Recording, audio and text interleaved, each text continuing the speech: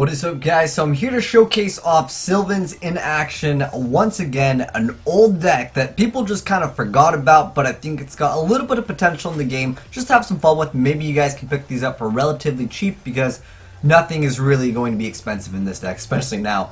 But just watch this first turn play that this guy makes, and in addition to that, I'll show you guys some more replays and I'll give you guys a deck profile so you guys can kind of mess around with it.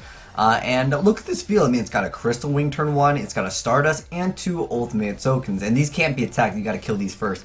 And Stardust and Crystal Wing, like, when you combine both of them together, a lot of decks just don't have the answers to this relatively fast. And then he's got a Scrap Dragon, Torrential's activated, but Stardust is there to save the day.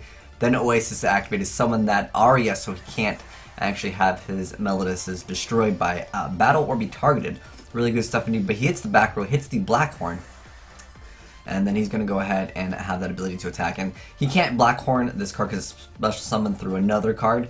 But he made the 7 Sins, was able to completely destroy his opponent. Really cool stuff. And like I said, Sylvans, not really too many people are talking about the deck. And I think it's just a decent little deck. That, like I said, you can pick it up for relatively cheap, and it's very combo heavy. Now, some of these players might be using an OCG deck. That's what I'm assuming when we see the terraforming. But nonetheless, you don't have to play terraforming. You can technically run cards at Demise. There's, Miracle Fertilizer is still a good card to, draw into. And on top of that, you can also run the Pot of Cupidity in this deck.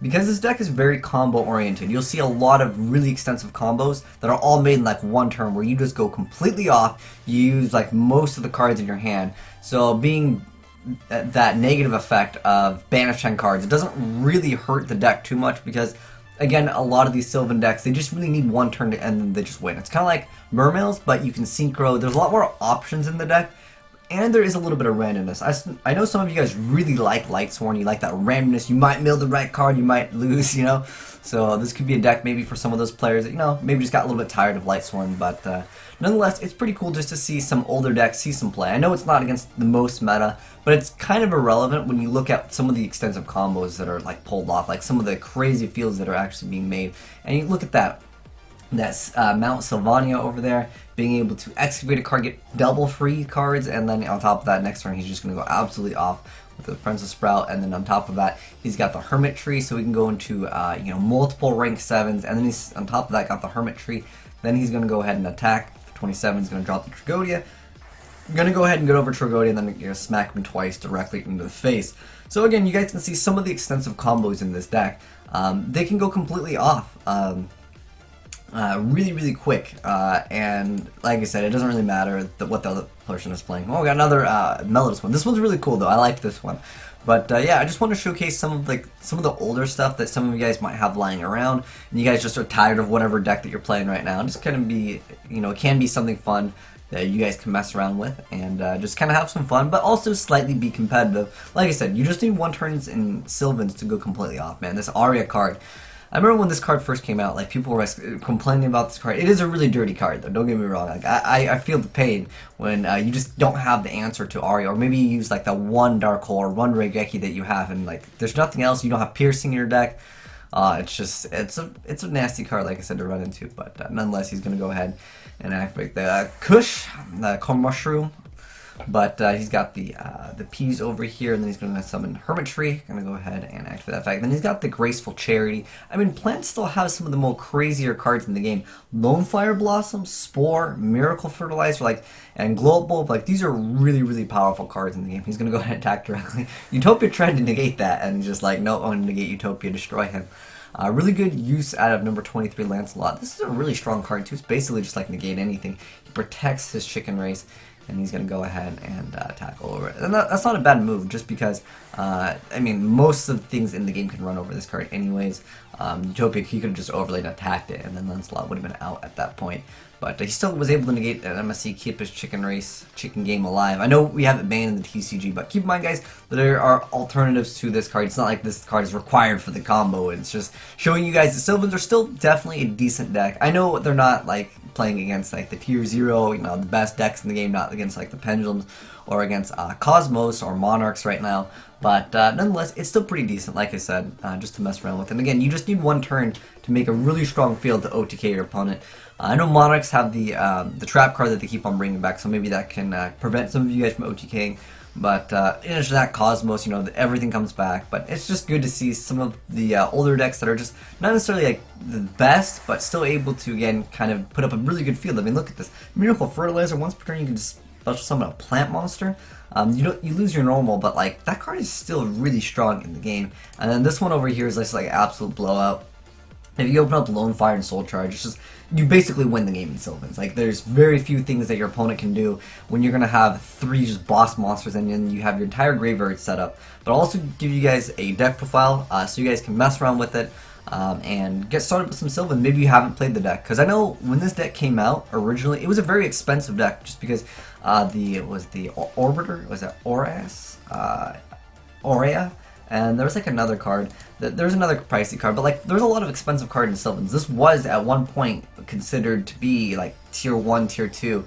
One of the best decks in the game. Like, look at this field. Like, he's got a Dracosec, he's got a Felgran, and he's got a Spark. Like, most decks, they, again, just don't have an answer to it. It goes back to the same point of like having a Stardust and also a Crystal Wing, and then like the double of the, what is that? The one where like you set a card and it special summons the one from the extra deck. Dang it, it's gonna drive me crazy. What was that card called? Well, anyways, I got the deck profile for you guys, so we'll go check it out real quick over here. So we'll go to the deck edit here.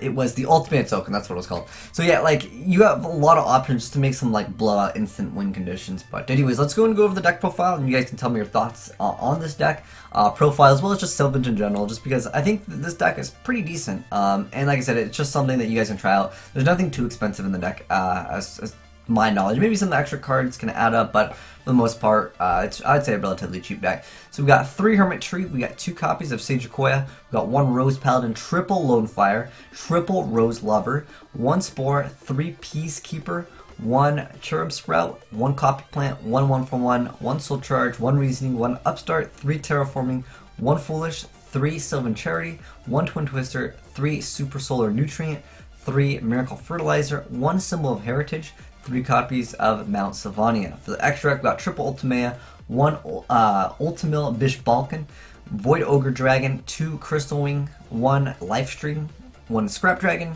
Stardust Dragon, Michael Lightsworn Lord, Black Rose Moonlight Dragon. We got number 77, the Seven Sins, which was a really good card against the Melodus, because it was able to kind of just destroy them completely. And then we have, oh, this was the card that was, I think, expensive at 1.2. It's Alcy, the Sylvan High Protector. When this card first came out, I remember people were trying to get a hold of this card. But anyways, its effect is once per turn you declare 1 card name, excavate the top card of your deck, and if it is the declared card, add it to your hand. And there's a lot of cards, especially like Sylvan Charity, that you gotta like reset the order, so you have easy access to that.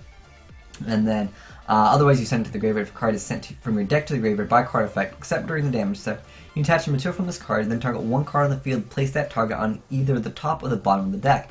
You can only use the effect of Alcy, the Sylvan High Protector, once per turn, which is a really good effect. There's also the Sylvan, I think it's Aurea, I don't know how to spell it. Let's type in Sylvan, and it's that this card is also definitely very viable. And this build is a little bit different than the other ones that you've seen, but we're going over a few different builds just so you guys can get that variety, and you guys can obviously tweak the deck to your liking.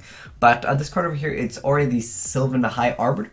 It's 2 level 7s, and once per turn you can send a plant type monster from your hand to the, or face up from your side of the field to the graveyard to look at a number of cards on the top of your deck equal to the level of the sent monster had in the hand or on the field.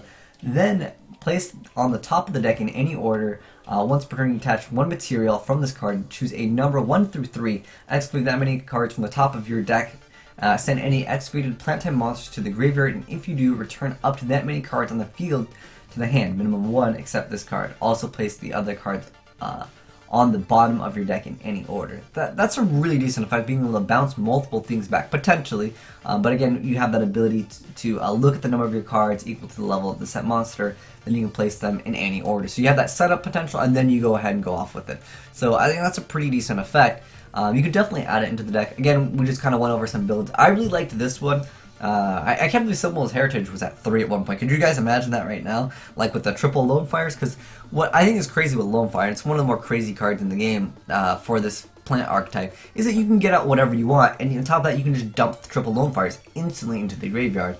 I think one card that I can recommend you guys to play, if you guys want to like drop a card, or for whatever reason you're like, you know, just drop a Terraform or something like that, I think Azneyes is very good in the deck. There are so many times where you guys have seen those crazy fields be made. And if you could follow it up with a Vandy's Emptiness, like a Vandy's Emptiness and a Spark Dragon, this is an old combo. It's really, really simple. This is like a very easy soft lock in the game. A soft lock meaning that like it kind of locks your opponent out of playing.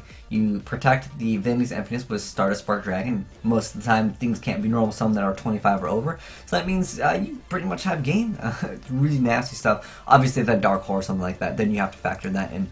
But for the most part, I feel like this is definitely a decent deck and you guys can have some fun with it. Let me know your thoughts on this, like if you guys would change anything or just Sylvans in general, because I think people just completely forgot about this deck, myself included. It was a really good deck at one point, and I think you can pick it up for relatively cheap. But anyways, thanks for watching guys, and make sure you guys give it a like one day. Titty slap! I'm signing out.